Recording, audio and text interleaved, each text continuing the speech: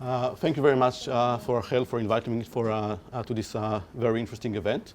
This is actually my second visit for Carmel Academic Center in the last 6 months, and it's a lot of fun. Before I start, I guess I want to make a couple of general remarks. First, as Haftel was just saying, I'm not a lawyer. I'm actually an international relations scholar, trained in political science, and I think I'm the only non-lawyer on the panel. And perhaps responding to your point, I would like to think that investment treaties and disputes are actually the business of non-lawyers as well. One might say it's actually too important to be left only for lawyers. But this is a joint project with two other colleagues. One is Alexander Thompson, who is also a political scientist.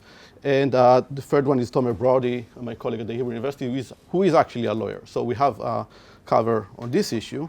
The second point I'd like to make is that the title of the panel involves EU investment disputes in Israel. And I'm not going to talk on any of these issues. I'm not really talking about the EU and Israel, and ISDS is only relevant in some ways. But I will argue that what I'm going to say actually has important implications for the EU, for Israel, and for investor-state dispute settlement. Okay, that being said, I guess let's look again at the title of the presentation, which is Who Cares About Regulatory Space in BITS, Comparative International Approach. Now, as you might guess, by discretion, we don't mean that no one cares about investment disputes. We actually believe that a lot of people care. And as you were saying, there's a growing interest in this issue. And we also think that people should care about this issue. This is an important issue that requires growing attention around the world. Okay. So what is the motivation and the main questions of this project? So if we're looking at the landscape of investment treaties, we see that there's about 3,000 investment treaties and other instruments around the world. And when we started working on this, we noted that some of them went through renegotiation. And I would say about 200 treaties went through renegotiation. It's less than 10%, but still not a small number. And the question we ask is, why are some treaties renegotiated while others remain unchanged? So what explains really the renegotiation of some treaties but not others? And perhaps the follow-up question is, to the extent that treaties are being renegotiated and changed, what has changed? Because understanding what is changed can help us understand what are the implications for states and for what we might call the global investment regime. And we focus on what we're calling regulatory space, which we'll return to later in the presentation. And the broader question is, what can we learn from renegotiation about the legitimacy of this investment regime? Where does it go? What should states, investors, the public should learn from what we're seeing? Okay, so that's just to give you a sense. When we're talking about renegotiation, what do we mean by that? Basically, it can take three main different ways of renegotiation. The most conventional one, two states had a treaty. They decided to scrap the old treaty and sign a new one. A different type of renegotiations is amendments. So states have a treaty, they think it needs some changes, so they add protocols, amendments, and so on. And the third one is states that have a treaty, an investment treaty, decide to replace it with a trade agreement in which there is an investment chapter included. What we're seeing here is the number of renegotiation by years. I guess I have to stay with the microphone. And as I said, if we look at as a percentage, the number of renegotiations is not huge, and 200 compared to 3,000. But we looked at data until 2010, and we see a growing number of renegotiations. By the late 2000s, we see about 20 renegotiations per year. And we see that this number continues and probably expected to grow, especially if the EU becomes an important actor in this field, because EU countries, and it's important to mention that until 2009, until the Lisbon Treaty, investment treaties were under the capacity of individual member states, and from Lisbon, the EU becomes, or the Commission becomes, a player in terms of signing investment treaties for the European Union as a whole. Now, if the European Union begins to sign treaties, the question is what happened with the old treaties that specific member states signed. And perhaps we can talk about that later. But what we're seeing now, again, the general trend is a growing number of renegotiations in the last several years. Now, the second question is, who are the negotiators or renegotiators of these treaties? And what we see here, there are a lot of repeated offenders, if you can call it this way. There are some countries who renegotiate a lot. Some of them are Eastern European countries, and we can talk about that later, but Romania, the Czech Republic, but also other countries, Germany, China, some actually Middle Eastern countries like Morocco, Egypt, and so on. And again, we see that Romania renegotiated close to 40 treaties. Some countries like China and Germany renegotiated 20 or so. Okay. So,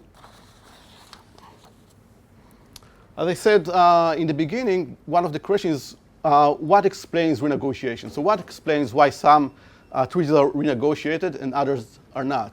And in order to answer this question, in a previous project, we collected a lot of data on the member states, on their relationships, as well as on disputes, investment disputes.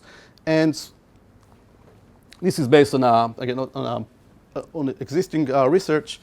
And perhaps our most interesting and important finding is that states respond to investment disputes. So once a government was hit by an investment claim, they tend to renegotiate. And I don't have time to get into too many details, but the idea is that when you sign these treaties, you weren't really clear about the consequences. Once a private investor comes and sue you, then you say, uh-oh, I have to do something about it. These treaties are probably not very good for me. And they start to renegotiate. Okay? And indeed, statistically, with all this data that we collected, we find that governments that were hit by an investment claim are more likely to renegotiate, also more likely to actually cancel some of these treaties. And we have some countries that went farther than renegotiate and simply said that these treaties are voided. Some examples are Ecuador, South Africa, Venezuela, and so on. And we can talk about that later as well. Another interesting finding is that what we call narcissistic, it's a hard word, learning. What do we mean by that? We see that states don't learn from other states' mistakes. So if you see that a country or a government that is a neighbor to you or somewhere else in the world was sued and has a problem, you don't really pay attention. Only if you're sued directly, then you start reacting. And that's kind of surprising to us. It seems that governments don't really learn from other states' experience, but that's what we find. We look at other things as well. Some of our findings have to do with joining the European Union. I mentioned Romania and the Czech Republic before. Some of the reasons they renegotiated a lot because when they joined the European Union in 2004, 2007, they had to adjust to EU regulations. But I should mention that many of the new EU members did not renegotiate at least some of these treaties. So we certainly have variation. It's not a must that a new EU member will renegotiate all its investment treaties. We also find some evidence of democratic transitions. So when countries move from autocracies or non-democracies to democracies, they tend to renegotiate their treaties. But as I said, this is old news for me, at least. And what I really want to focus on is the content of renegotiation. Because when I presented what I just showed you, I had a lot of people in the audience tell me, okay, you tell me you tell me that renegotiation is going on, but you don't tell me what has changed. And I said, well, that's a very good point, but in order to do that, I have to go and read all these agreements and compare them, right? And that's a lot of work. But gladly, I got a nice grant from the European Union, and I started working on that with my colleagues. And here we actually, again, we're asking what are the actual changes made in the treaty when they are renegotiated. And it's important, it's maybe obvious, but we should mention that anyway. looking at what actually changed, tell us, at least to an extent, what governments care about. We need to remember that the treaty itself is a renegotiation of two parties at least, but still it gives us some sense of what governments are interested in. And again, more broadly, it tells us something about the direction of the global investment regime. And I'll explain it a little bit more in a second. And as I said, in order to do that, we had to collect all the text of the treaties, both the old treaties and the new ones, and compare them on different provisions. And here I want to explain a little bit what we're looking at. And the overarching concept that we decided to focus on is what we call state regulatory space. What do we mean by that? We can think about investment treaties as on a continuum. On the one hand, these treaties give a lot of protection to foreign investors. This is their whole purpose, to protect foreign investors from some actions by the government. On the other hand, governments would like to keep some, again, regulatory space, some flexibility in terms of their ability to regulate or to make rules with respect to the economy, the society, and so on. So every treaty can be thought of as some kind of a balance between what states want, again, more flexibility, more sovereignty, more autonomy. On the other hand, you want to give investor protection because that's the whole point. The assumption, as Haftel said initially, is that more protection will bring more investment. So how do we go about it? And here I'll go relatively quickly, and we can talk about that later. We're using some kind of a code book that was developed by a body that belongs to the United Nations called UNCTAD. They call it the Mapping Project, which basically goes through a lot of provisions and articles of investment treaties and try to think about them in these terms, although this organization does not really talk in terms of state regulatory space. This is a concept that we're responsible for better or for worse. And then with this coding book, we went through the whole treaty and coded it on different provisions. Again, you can see here in the table the things that we looked at, starting from the preamble, looking at definitions, standards of treatment, national treatment, most favored nation, so on, substantive obligations, good governance, flexibility. And I'm not going to talk at all about these issues. I'm just going to talk about the last one today, which is investor-state dispute settlement. And here we try to look at what we call state regulatory space within this area of ISDS regulation. So when we look at these treaties, what do they say about ISDS? And I'll show you a little bit more in a second. This is not important. We have a variable that varies from 0 to 1. And we look at 9 different things, which is there an alternative to arbitration? What is the scope of claims, limitations on ISDS? And I can talk about these in a little bit more detail, but I don't think I have time for that. The basic idea, again, is to look at different elements of investor-state dispute settlement, and does it give investors a lot of leeway in terms of suing states, or do governments keep some flexibility in terms of the ability of investors to sue them? The more flexibility governments have, the higher the number or the value on state regulatory space on ISDS, which in short is just SRS ISDS. Okay. So let me show you what we found, which before that, let me say that we coded 320 treaties, which is 160 treaties times 2 because the old one and the new one. That was a lot of work. I had about 10 research assistants by now, coding in 5 different languages. And this is still going on, but and that's the fun part, I guess. But let me show you what we found. First, when we're not looking at renegotiation per se, but just at the value of SRS ISDS in general, we find a very interesting trend over time. We find that the older treaties had very little investor protection. Why? Because if you look at the old investment treaties, they did not have ISDS provisions at all. If you look at the first one from the 60s, the German treaties, the Swiss treaties, they had no ISDS. So investors could not actually sue governments. So that's one thing, and that's why we see a very high value on SRS ISDS. In the 1980s, we start seeing ISDS provisions in investment treaties, but they're relatively limited, at least some of them. And here, in particular, the communist countries in the 1980s, China, Romania, the Soviet Union, actually had ISDS, but only for compensation. All other things remain outside ISDS.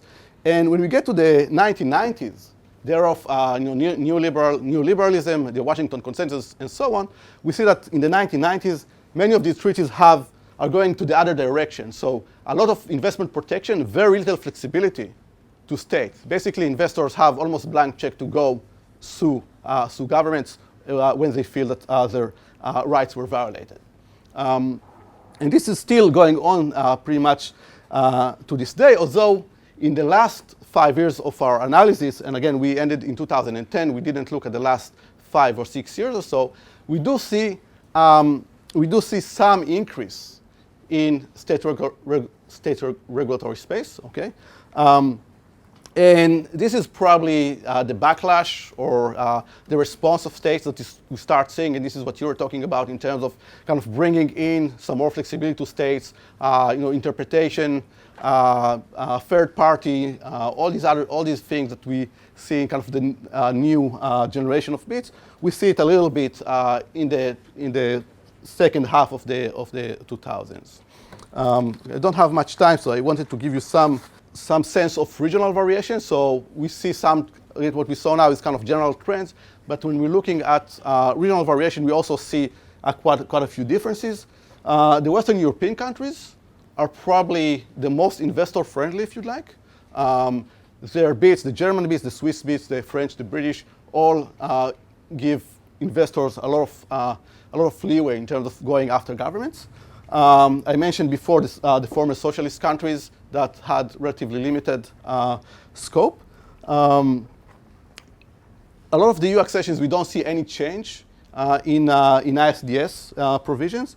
And perhaps the most interesting part is where we see kind of the evolution of the new generation of BIT is actually in the Americas.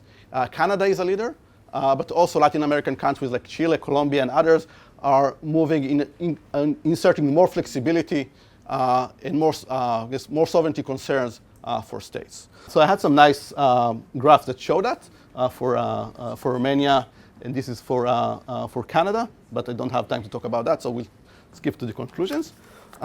So what should we conclude from this research, at least so far? So I argue that BIT renegotiation is a growing trend, and as I mentioned, it's probably going to continue. So this is something to continue and explore. And we see that governments respond to disputes and for changed circumstances.